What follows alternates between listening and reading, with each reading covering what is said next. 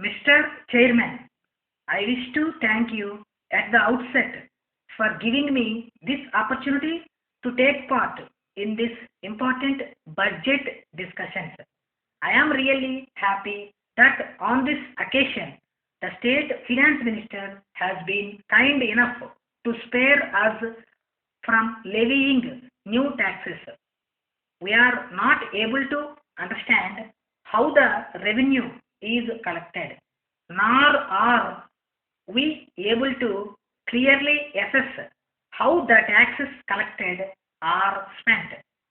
When the government tells us that a certain amount of revenue is necessary for the proper administration of the state and for meeting the expenditure involved, we are bound as responsible citizens and as those interested in the welfare of the state to support them.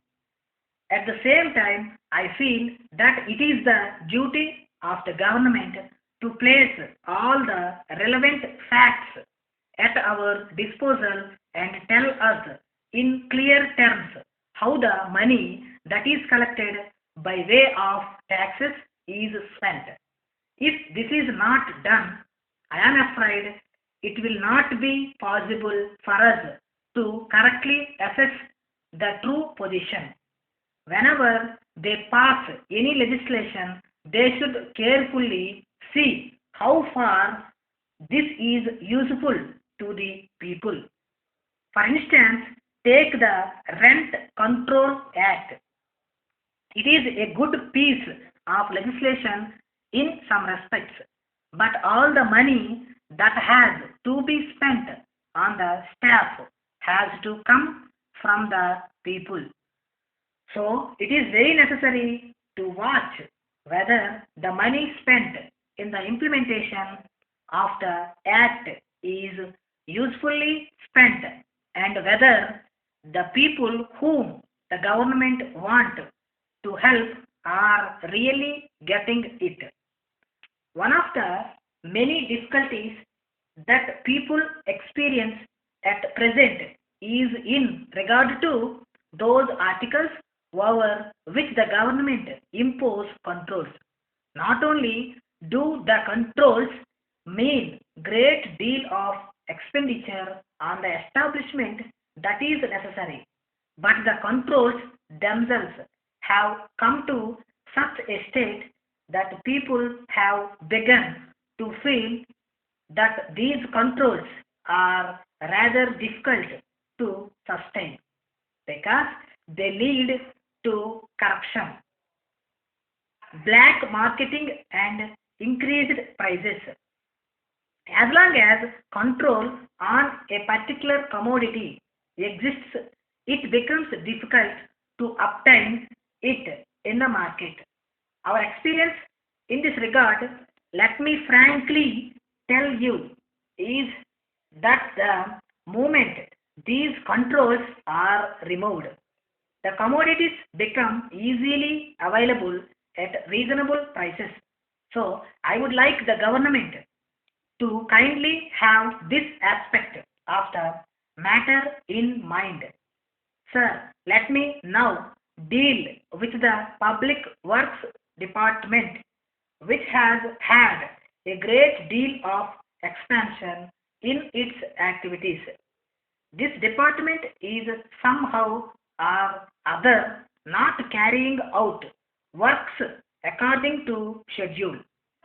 It may be due to lack of facilities. Nevertheless, I should like to refer to one important matter in this connection. In regard to many schemes, I am not able to understand why the difference between the original estimates and the revised estimates vary to a large extent.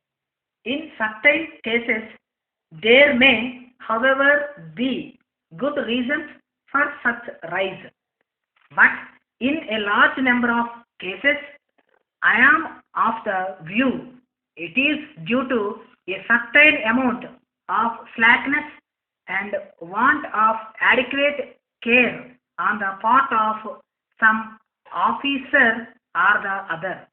I do realize that the Honorable Minister cannot be held responsible for such a state of affairs. Of course, he must depend upon his officers to give the correct statement of facts in such matters. In any case, I wish to invite his attention to this fact so that he may set right his department in such a way that such lapses may not occur in future. I should now like to say a few words about rural welfare and the various steps that should be taken by the government in this respect. One of the important schemes to be undertaken for rural upliftment is provision of proper housing. The houses to be constructed in villages should be such as to provide minimum basic facilities like sanitation and other comforts. It will go a long way in tackling this delicate problem. Let me now conclude by saying that if I have made some strong criticism, it is only because of the hope that these will be undertaken note of in the right spirit by the government. Dear Sir, please refer to our letter of 10th instant informing you about the new arrivals of textiles and asking you to place your orders. We have not received any reply so far from you. As stated in your letter, we have reduced the prices of a number of items of textiles. It is possible that you will have doubts about the quality of our goods now offered to you because the prices when compared to those offered by others are very low.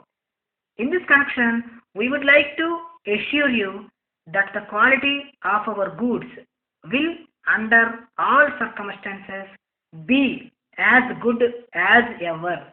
The reason as to why we are able to dispose of our stocks at these rates is that a short time ago we made purchases of a large quantity of textiles of many varieties on a most favorable term.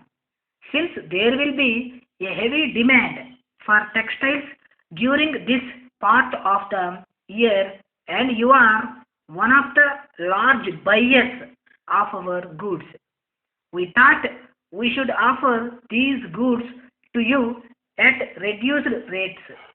Accordingly, we sent our letter along with samples and the price list.